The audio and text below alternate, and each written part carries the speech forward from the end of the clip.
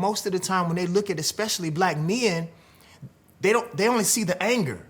So you smack me in my face 17 times, displace me, take the food out of my neighborhood, take my God away from me, and then say, oh, look at how angry he is. But you never tell any of the systemic problems. You never talk about the history of why I am the way that I am. So it's important to me that when I play those parts, I make them likable.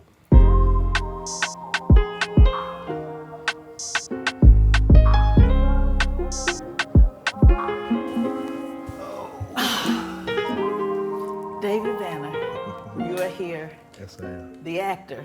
Okay. The superstar hit maker. Keep going. The activist. The businessman. Thank you.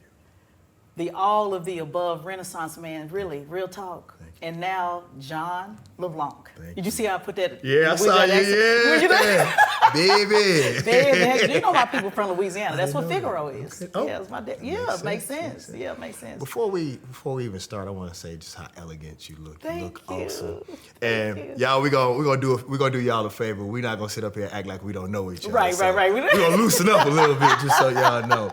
But I'm really proud of you, everything that you've done, and I wanted your people to know, how blessed they are to have you at this stage, because I think it's gonna be real hard for people really soon. They'll have to pay a whole lot of money, as they should, to have a woman, with your credibility in the streets, with your intelligence, with your beauty. It's hard to get it in one package, and for you to be able to do it with so much style and so much grace, but then at the same time have the ferociousness of a lioness. Wow. You don't get that in a package much, and I just want you to know how proud I am of you and how grateful I am to say that I know you on a personal level. Oh, thank you. That was so nice, y'all. I appreciate that, though. And I mean it. Yeah, and I appreciate you. We know you don't. Yeah, You're not a person to just talk to talk. So I'm honored by that. I appreciate it, and I just want to say for people I want to say it on camera, give you your flowers too. Thank you for encouraging me.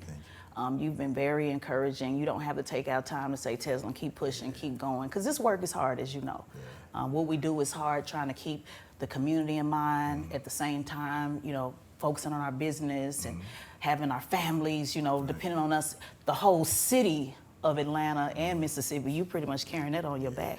Well, the thing is also, people don't understand the fact that we're still human beings. Right. That we still have family members that's dying and stuff that's happening in the streets on a personal level.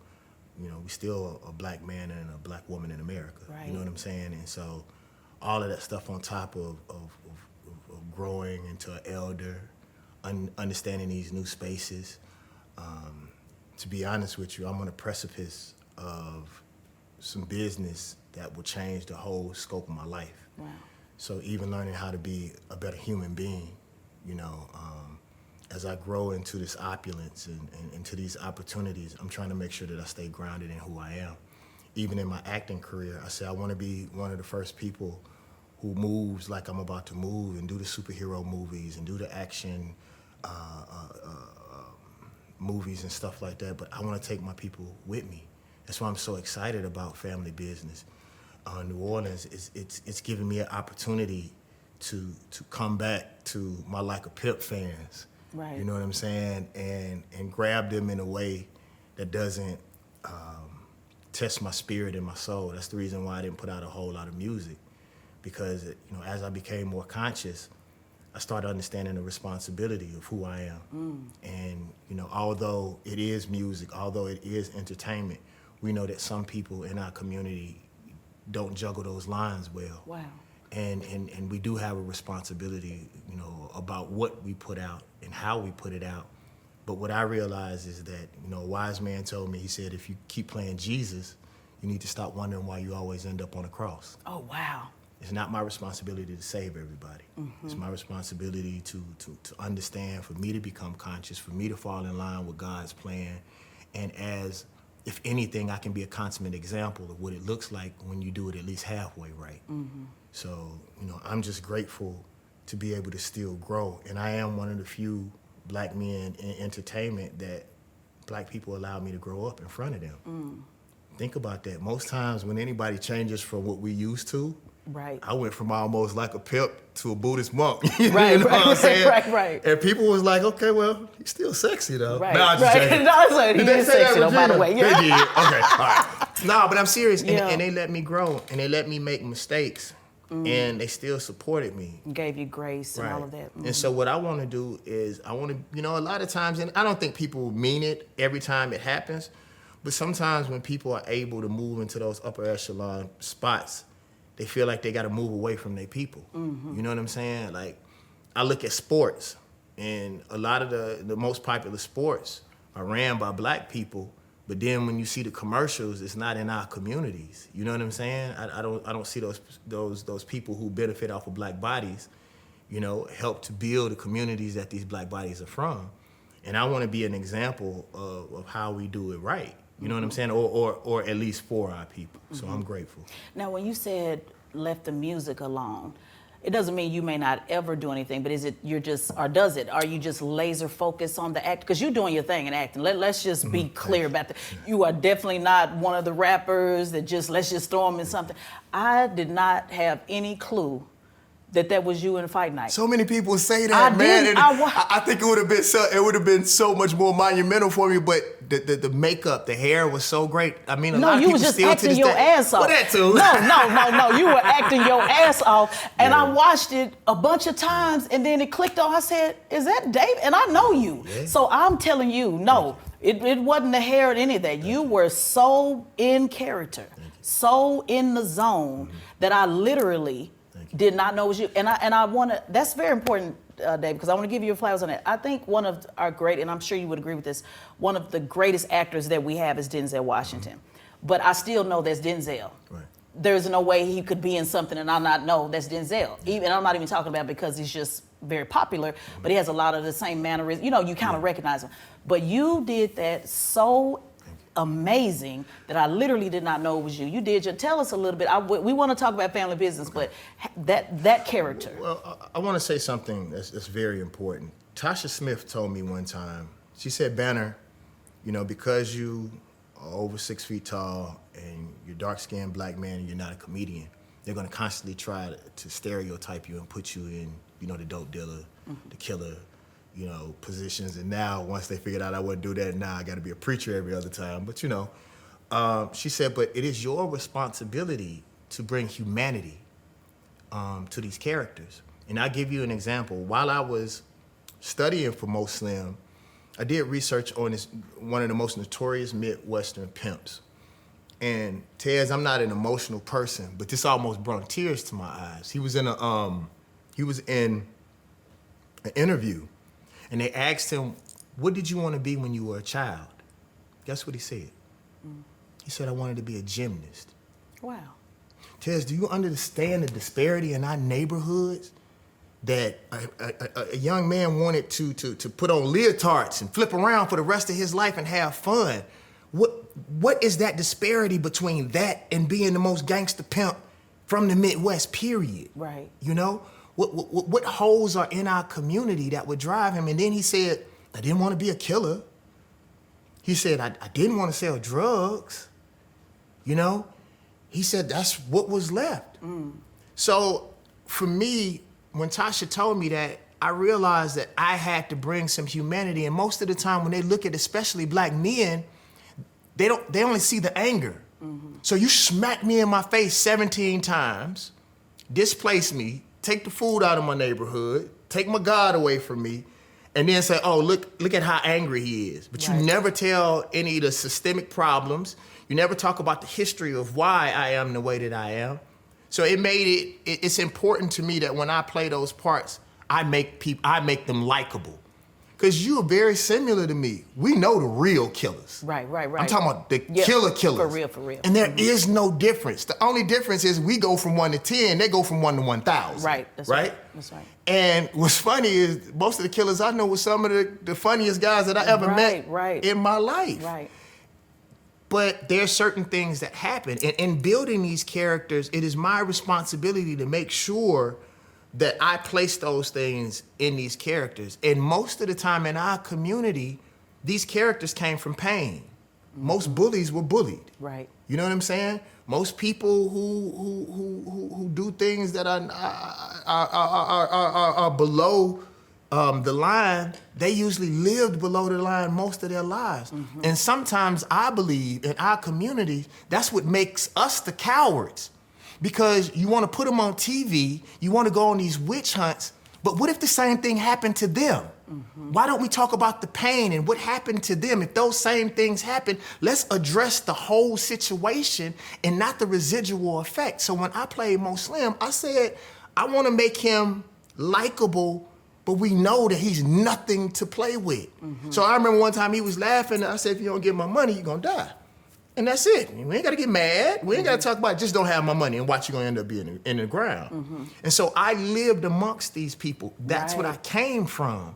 So for me, you know, regardless of what anybody say, you don't know how it feels when I walk out and a pimp come and tell me, not only did you make like a pimp, but you know, you showed how it really was. So for me to have that opportunity to honor our community in a way that's genuine and honest, I'm grateful, and I hope that people will continue to allow me to do that. Yeah, an acting coach once told me that, and you just confirmed what he said, because he was saying, Tezlyn, because you know these people, you know who that is, it allows you to tap into it differently than somebody else. So you being that community activist coming from the streets, knowing all of that, you can take those characters. You and just you can, said it. You're not acting. You're tapping in. Right. You're remembering. Right. You're putting it back together. Right. And what a lot of people don't understand, it's not always easy. Right. Because most of the situations that we were in, like most of us, we rep our hood, but we know in a lot of cases those were painful places. Right. Those were painful situations. So, you know, for me, it's us doing that and honoring it. Because if you look at, you know, most white people, they can honor their John Gottis. They can, you know, honor, the people that hustled in their neighborhoods in a way that they can be proud of it. They try to make us be embarrassed about, you know, the people who hustled in our neighborhood. But we'll spend their money. We'll benefit off of what they did. Atlanta was partially built by the number runners, the pimps, the gangsters, the drugs too. So how dare we live in this city and live off the residual effects of what they did? We're not saying that it's right. We're not saying that we're going to push that off to our kids, but we have to honor history as it is, all of it, not just a part of it, you know. And one last question about that, because the scene with you and Terrence Howard and Samuel L. Jackson, like that was... And Terrence played a pimp before. So how were you feeling, you know, with those greats, you know, what we consider greats in our community? Certainly you are one. But tell us a little bit about that scene. Tez, it wasn't easy. I don't talk about this much. I put too much pressure on myself. You know, Samuel L. Jackson was actually my acting coach in Black Snake Moan, right? And he helped me in ways that a lot of men haven't helped me, and shout out to David Moody, who's, you know, one of the people who has helped me. Like he really, really went out his way, you know, to make sure that I got through that situation. And in most of these things, people don't understand, as tough as I may end up being, most of the time, we're not used to this stuff. Like the lights and the cameras, all the people pulling on you, you know, the Hollywood aspect of it, the business, you gotta watch your lawyers and, you know, your accountants. And Sam really, really helped me. Terrence Howard, people forget this, I was on the whole last season of Empire. Right? Terrence did the same thing, man. Terrence pulled me out and he told me, he said, bro, don't make this easy for me. He said, every time I step in front of the camera, I'm trying to steal the scene. So no, I'm coming at you. He said, you better do the same. And he said, stand up. Be strong. He said, these kids look at you. They look up to you, David Banner. So he even taught me when I'm standing on camera, he said, do you know when an animal is afraid, they always, because I always would stand like this. He was like, you're putting your hands in front of your testicles because you're scared. He said, stand up. These kids are looking at you. You are an example for our children. He said, even when you're on camera, even like stand up. And so when it came time for me to do fight night, I put all of this pressure on myself that I had to be perfect. And I'm gonna tell everybody out here, that's one of the biggest mistakes in my whole career. It's almost impossible to be perfect. You be consistent, do the work. everybody wants to be millionaires and billionaires and want to be the greatest, I'm the best rapper, but you don't read. You don't practice. How can you be the greatest at something that you don't put time and work in? Why you want all of this? People want love, but don't want to spend the time. Right. And so when I got on fight night, like literally it's one of the most stressful things I ever done because I really wanted to make them proud of me. Right. Samuel L. Jackson pulled me to the side after it was done, and he said one of the most powerful things that changed my career.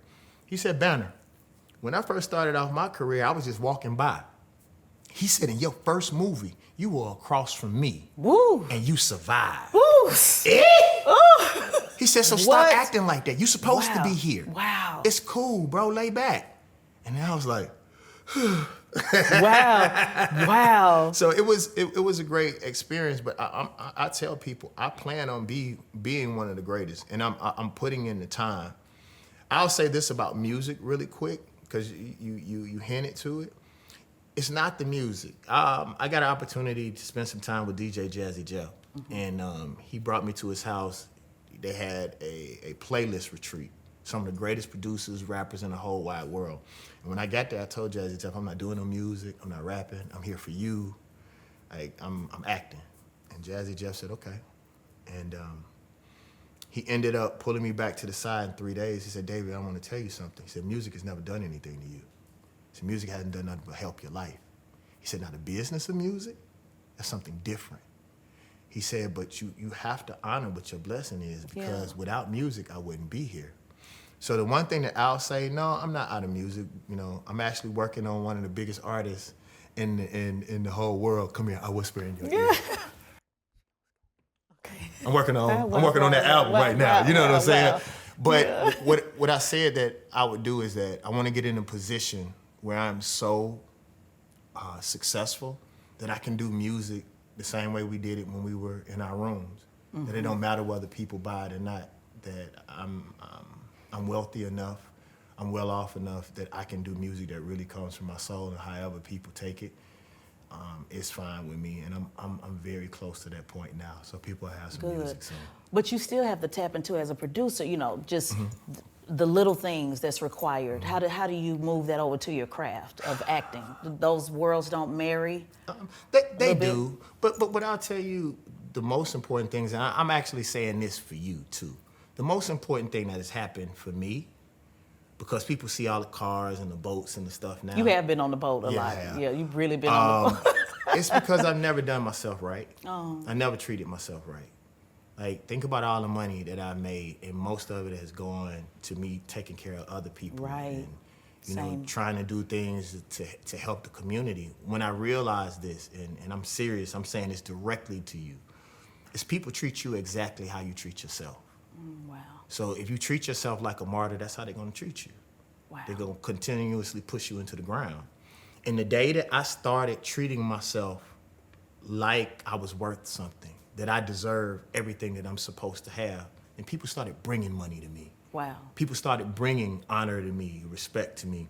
When people see an activist, in most cases, oh yeah, just go die for us. Right. Go put yourself on the cross. People actually don't see value in your life, in your happiness, in your daughter. You know what I'm saying? Yeah. Or the fact that I don't have kids. And why don't I have kids? Because I'm always doing something for somebody. Right. And so the moment that I decided to make sure that I take care of myself first, then my life changed in a way that I can't describe to you. And honestly, I think this is the first time I've probably truly been happy. Yeah. You know It's so hard to do as a selfless person, because what is required for me to advocate for others requires a level of selflessness, level of codependency. Hold on for 1 second. You look awesome. Thank you. I can't look at you. Okay, now I'm back. All right. You're so crazy. You just look so awesome over there. I appreciate you. You know what I'm saying? What the kids say, like a whole snack. I never said that before. That felt awesome. You are crazy. Regina. Okay, I'm sorry. Yeah. Yeah, but yes, anyway. Yes, I'm so distinguished. You are hilarious. But it's so hard to balance, you know, when you're, because like you said, they'll keep taking when you're a giver. Yeah. And I don't know about you, but when I've set up boundaries and said, you know, even good people get tired. Yeah. You know, there's only so much I can give. That's been a challenge. Y'all about about 2 months ago, I called Tez. I said, "What's your cash app?" You did. And she started shaking like, I didn't know what to I was like, "Girl, do. send me the damn cash app." And I just bought her lunch. Oh, you telling all our business, but go Yeah, ahead and tell the story. I didn't know what to do. Yeah. Nobody's ever cash at me anything, Yeah. David, like literally. You told me that, and I did that. I'll tell you another great story. Snoop told me this one time. Snoop said, "Banner, you know, you one of the people that I really like, bro, like a whole lot." And I was like, "Why, Unc?" He said, "You one of the only people that call me and ask me how I'm doing." And I said, "Unc, you know why I call you and ask you how you doing?" He said, "No." I said, "Because don't nobody ever call me and ask me how I'm doing." Yep. So I think sometimes God puts me in a position of suffering a bit so I can respect the fact that other people may be suffering like me, and I'll pay more attention to it. So I see the position that you in, but then I can't even imagine on top of that being a black woman. Yes. And there's a certain way that I believe that black women should be treated. So without it even being sexual or a man hitting on you, for me to say, "Hey, sweetheart, I honor you, I appreciate you," that may be the thing that keep you from snapping. Right. That may be the thing that keep you being kind to others. You're right. Because there's that one thing sometimes with me, it don't be the big things. Like in my personal life, it's not being an activist, it's not reciting the lines. It's coming home after doing that, then I still gotta cook and wash my Right. own dishes. Right. That's the problem. Right, You know what I'm right, saying? right. Like it's the smaller things that really breaks the camel's back. So when I see it or I feel it, I really honestly try to be as kind as I possibly can. Man, you touched me on that day, because like I said, activists, we're not even valued of a way, people see it, they just see it as, oh, you just talking. They don't see, no, me literally going to Fox News or talking directly to white supremacists, death threats come with that. All And people don't see it. Y'all excuse don't me, see- Revolt, we about to get personal. Yeah. That's the crazy thing. People don't see that part. Right. People don't see the death threats and how that feels. Right. I didn't went to towns before and people said they were gonna do something for, and That's us right. coming from the streets, we don't take that lightly. Right. You say you at me, I Right. believe you Right. every time. That's right. And so that's what I'm saying, that I honor you. And people, a lot of times, I don't know why it is in our community, we are so quick, we're much quicker to criticize. Yes. And less likely to give or say thank you or we appreciate you. So just know that you appreciate it. I appreciate that. Family business, I want to make sure we tap into that. Tell me about John. I know about John because I watched it immediately the day it came out, but tell us about that character. Well, Jean LeBlanc. So it's funny. Just because it's you, I'm giving you all my business. I appreciate it. I was going through one of the hardest times in my life, and they didn't know this, but this is crazy. I was shooting Family Business New Orleans and Fight Night at the same time. Wow. On my birthday, I worked from 11 o'clock in the daytime to almost midnight in Atlanta.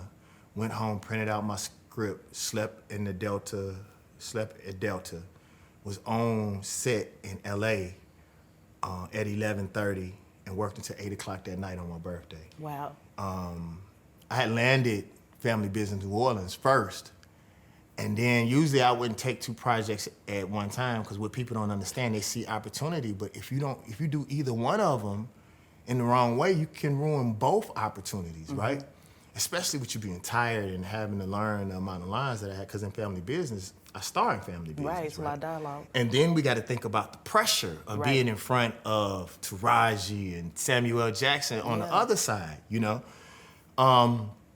And so me playing someone like Jean LeBlanc and building that character in Mo Slim, when David Banner wasn't strong enough, I actually fell into like, what would Jean do?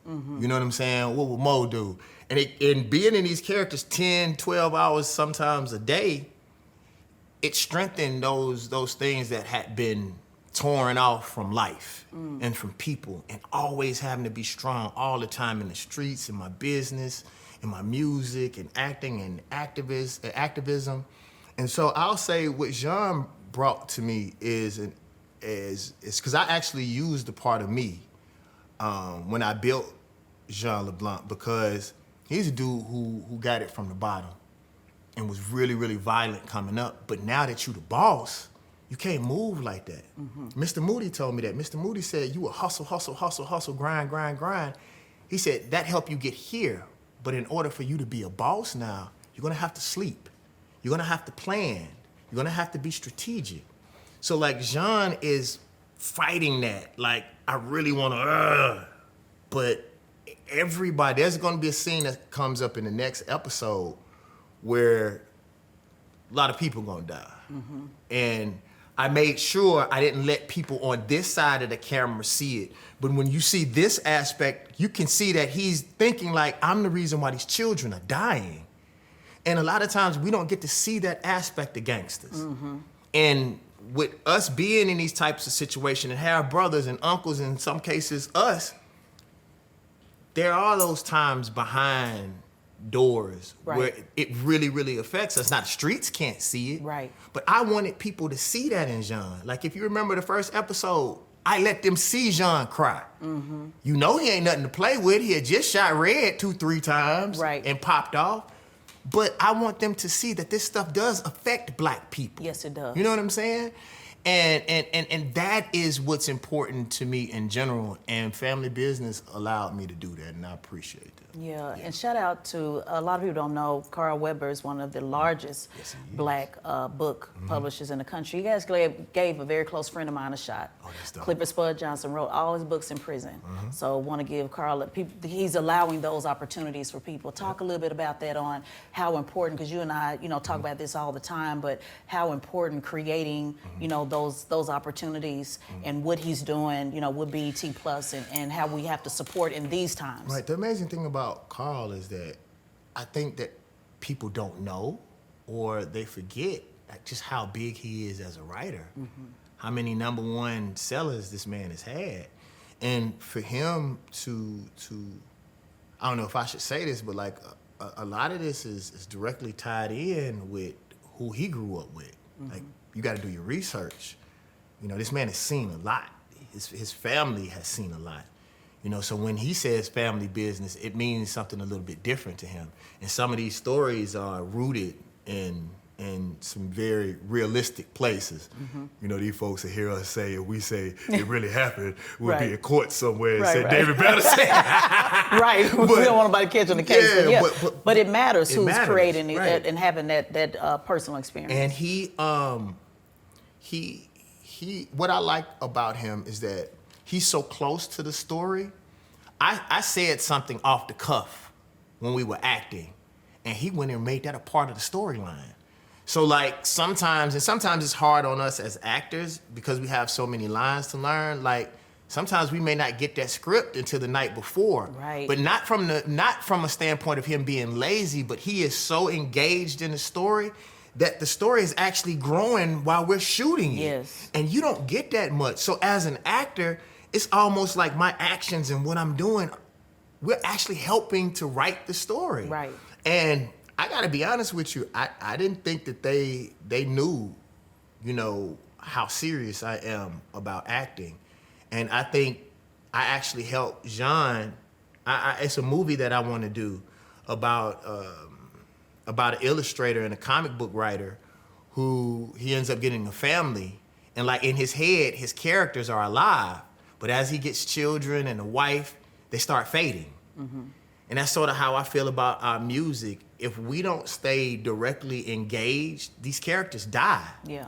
If we don't do a great job, then this story won't have an opportunity to live on. So with Carl being so connected to the actors, and I don't know if he wants me to tell his business, but the business model that they have over there and the way that they working, like, it's something that needs to be studied. Yeah. And I think it's the way that we should shoot our movies. And he created a family environment. It's like when you're working with him, it's sort of hard when they yell cut at the end of the season because we all been together. Truly became family. Right, and he's one of the cats, the person that's cooking is, walking by in the streets, what I'm saying, the clothing lady, everybody on that set got 4-5 jobs. Right. And they're working hard. So I really appreciate him. And one thing that I don't hear enough people talking about is the cinematography and how bright Family Business New Orleans is. And I would like to say thank you to the original Family Business cast, because their sacrifices and what they put in, all the mistakes that they made with that show, they cleaned them up and gave them to us.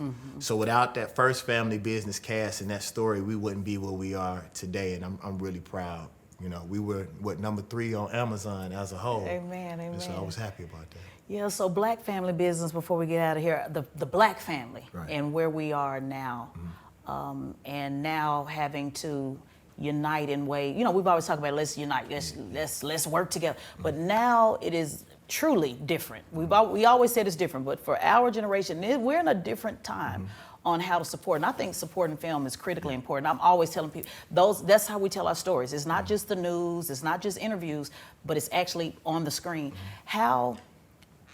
I'm just going to ask from David Banner, like, what do we do in this time with the anxiety and wondering how do we support and how do we connect and how do we build and how do we still take care of the revolts and the Carl Webbers and still our own families at home? What is the Black family business message you have for us? So this is what I'll tell you, is that I'm actually excited about these times. They want us, I personally believe the things that keep you from God are fear, doubt, hate. And they try to keep that in our community. They try to keep us, in a perpetual state of anxiety and fear. And when you think about the most powerful thing that you can have with God is faith. And there is no fear in faith. You understand what I'm saying? So like, the thing that I'll say though, that I've learned, Tez, and it's been the most important change in my life, is think about this. I read this book and it said everything on this planet came from nothingness, and that there is no lack because you are fully abundant in your mind if you have the ability to think, right? So the best example is, when you look at some of these places that are built in the desert, right? And there was just barren land, and now they're cities, right? It's like when we make a story, we can be anywhere we want to. And they have socialized us so much that we put ourselves right back into pain. Like, think about a story. When you write it, you can literally already be rich when you write the story. I told somebody about the Cosby Show. When the Cosby Show first came on, for those who know the Cosby Show, they didn't show them struggling, trying to be a doctor or a lawyer. They started out good. Now, did they have problems like everybody else? Yeah, we all have problems. But we don't even notice that we write ourselves back into bondage. Why not be free? How do you have all these Black stories and you don't even win in your own story? Wow, can we pause on that a second? The Cosby Show was mandatory. I don't want to get you off your groove, but that's so powerful. My mother, who was in television, it was mandatory to watch the Cosby Show every Thursday. Mandatory to watch that. Mandatory to watch A Different World, mandatory to watch Cheers. She wanted me to also understand white humor. It was very important. Mandatory to watch The Jeffersons, but I could never watch, I snuck and watched it anyway, but she didn't want me to watch Sanford and Son or Good Times. Do you know why? Why? She did not like the fact that he called his son a dummy. That was when we talk about words being powerful. It wasn't that he, sold junk. My grandfather was a mechanic, but she said, I cannot contribute to a Black man calling his son a dummy. And I know that's a show that people revere and love, but those things were important to her. Good Times, she had a problem with Good Times, same reason why the real actors had a problem with Good Times. When you're talking about writing back in the property, when are you gonna, actually get out the ghetto? So Jefferson's was mandatory. You had to understand Black business. You had to understand that you could do it. So I just wanted to put a pin in there because we don't get to talk about the importance of the Cosby Show during that era. And I do want to say this though about Good Times. I asked a friend of mine one time, I was like, bro, why is it that these kids love me and Mike and people like that so much? And he told me something that was so powerful. He said, Banner, a lot of these kids don't have their dads. And the same way they go on the internet to look for some things that, may not be as tasteful, they do go on the internet to look for some of those good things. You are some of these people's cyber father and you don't even know it. Yes. And he said, I'll prove it to you. He said, guess who raised me? I said, who? He said, James Evans. He said James Evans was his dad. Yeah, and I totally support that. Like having the family dynamic was impeccable, but she just was like, when are we ever gonna move up? Right, and as she should. A lot of my friends are gonna laugh at me, but like, there's certain things on TV I just don't look at no more. Like as great as some of these slave movies are, like I don't want to see no more slave movies. I'm cool. I even give you a great example of it. Documentaries. I said this yesterday, and I mean this. I don't want to see no more documentaries where you know what's going, like the Rick James documentary was one of the best documentaries I've ever seen in my life. But the painful part was I knew the end of it. Mm-hmm. Like, as good as this is, I know what's going to happen at the end. I want to see Queen Latifah documentary. Yeah. I want to see Ice Cube documentary. Show these children how to win. Yeah. Why every time it has something to do with black people, it has to be connected with pain? I'm done with that. That's the reason why, just to be honest with you, that's the reason why I'm in the boats and the Lamborghinis. Mm-hmm. One little girl said this, and it made me feel so good, and I never thought about it this way. She said, I'm so proud of David Banner in a Lamborghini. And my homeboy asked her why. She said, because a lot of times when you deal with activists, they make you feel judged. Like, we still want nice stuff. Mm-hmm. So for David Banner to be an activist and to love black people, but still love success, still love to make sure that he looks good and he presents himself like a king in front of people, she said that makes me more susceptible, or makes me want to listen to him even more about the other things, because he's into what we're into, so we quite naturally are going to be into what he's into. So when I create a banner vision or I create a movie, one thing, Tez, that I want you to know is we're going to win. Mm-hmm. Whether we like it or not, I'm winning in every one of my movies. I'm going to get the girl. The ending is definitely my abs. I ain't got but 4 abs. I'm going to have an 8-pack by then. You've been taking your shirt off a lot online. We've been watching. Listen, Revolt, if y'all want to edit this out, you can. Cotton ain't never done nothing for a black man in the South, so I'm fucking done with shirts. That's right. Yeah, you definitely been taking your shirt off. That's right. I'm done with shirts. I ain't wearing no shirt no more. That's right.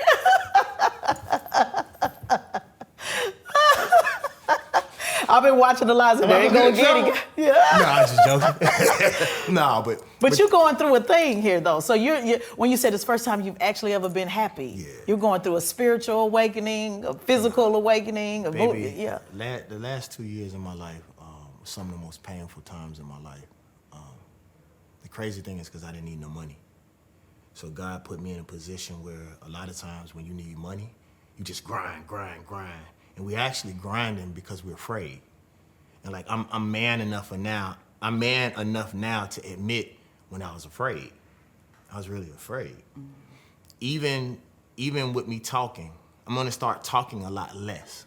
Because a lot of times I am great with words, and so that's my defense, so I just talk. But the real truth is real honor, real respect is being very choicey with your words. And I'm not gonna give my words to everybody anymore. Wow. You know what I'm saying? So, in closing, I'd like to say this: make sure that y'all support Family Business New Orleans, even if you turn it on and just let it run throughout the day while you're cleaning Absolutely. up. Make sure that y'all go. If you didn't watch Fight Night, watch that. Make sure you go to davidbanner.com and support. And I love y'all and I appreciate you. Tez, I want to say to you in front of everybody that I honor you. I am proud of you. I know it hasn't been easy. It hasn't. You keep wolves around you. You know what I'm saying? And if you continue to be the honorable woman that you are, they will always protect you. You know what I'm saying? And I'm grateful for you. And keep looking good. I know that's right. We tearing their mouth out right now. Yeah. Because I know if I pull this shirt off, y'all really want ratings. We can go ahead and get it. And I'm just telling you, what's under here is special. You know what I'm saying? But I appreciate you, love. I appreciate Thank you for what you do for us. I'm going to say this, just my little mini close. You had mentioned working on your birthday, and that stuck with me because I never celebrate my birthday. I always celebrate the dash. Anybody to me can be born. Anybody is born. It was your parents that got together and had a great night or whatever it was, and you're born. I look at birthdays, and this is just my own perspective. Mm-hmm. It's like everybody in the room got a blue shirt. Today we're going to celebrate your blue shirt. Today we're going to celebrate your blue shirt. But what about the dash? The birth date, the death date. Mm-hmm. What are you doing between the dash? Celebrate me on the dash talk. Mm-hmm. And I think it's very easy for people to say, oh, it's my birthday. Okay, great, round of applause. But what can we gather around that dash? Mm-hmm. And what I think it does is challenge people, or at least me, to make sure that I'm constantly, what's gonna be said about me when I'm gone? What's gonna be said, the old song that say, I'm gonna put on a robe and tell the story, how I made it over. What will you say then? And that is what the energy and vibe that I'm getting from you on, what would the legacy be? It's not what people say about you in 20 years. It's not what they say about you in 100 years. It's what they will say about you in 200 years if they will know you existed. Ooh. You feel me? That was dope. Because people will forget you. You know how many rappers was popping, and you Right. never thought that people would have forgot them, that people don't even know their names anymore. People move on so quickly. You know, the thing that I hope is that we all can leave a legacy and make it better for these children. Right. You know what I'm saying? And the thing that I really like, and I'm not joking about when I say this, man, is that one of my Muslim homeboys said that if we can make activism look sexy, people will always want to be a part of it. You make activism look sexy. I hopefully make it look elegant myself in certain ways. It can be sexy. You don't want Yeah. to be sexy. I do. I am sexy. Yeah, I'm sexy let's incarnate. I name just it. really wanted you Yeah, to say you it again. wanted me to say it? Yeah, I was leading you into the conversation, and it happened. It's crazy. No, but honestly, Yeah. like the thing is that our children want to see success. Right. You know, I say this all the time. These children don't want to sell dope, but they know if you sell dope, you're gonna get something out of it. You Right. tell them to go to college, you don't necessarily know if you're gonna get anything out of that. Right. You know what I'm saying? Like, for us to live and thrive and still stand for something and still be honorable, like, that was the reason why I think Nipsey was so powerful, is that he was still honorable. He still stood for the community, but he was about his business Right. and his money. Right. You know what I'm saying? And to be able to stand in that way, and you are one of those figures. So what I'll tell you, and the thing that I'll ask for you, and y'all hold her accountable for this, make sure that you love on yourself. Yeah. My therapist said, you always talking about the people. He said, but you the people too. Why don't you treat yourself like you want to see black people treated Ooh, first? Yeah. Right here on Revolt. Right here in Revolt. I could talk to you all day, so I'm going to wrap it up. But thank you for blessing us with your words. Thank you for taking out time, and we are proud of you. I am personally proud of you. I look forward to continue watching Family Business on BET Plus, correct? Right. And so make sure you guys subscribe and watch it over and over. One other thing that if you want to, because of our friendship, let's talk about maybe me revealing my new chest. For the first time, I'll come back and reveal it right here. You know, you can be the first one to get the scoop. Regina, don't throw up in your mouth, Regina. Stop it. Oh, before we go, Fight Night was nominated for, tell us quickly about. 9 NAACP awards, Wow. like a whole boatload of Golden Globes, I Wow, think. wow, Yes. yeah. It's You dope. did your thing. Thank you, Samuel L. Jackson. Thank you, I just Samuel wanna say Jackson. that, Man. Thank you, bro. Man. All right, love. Thank you so much. Thank you for joining. Hope to see you again soon. will. Peace.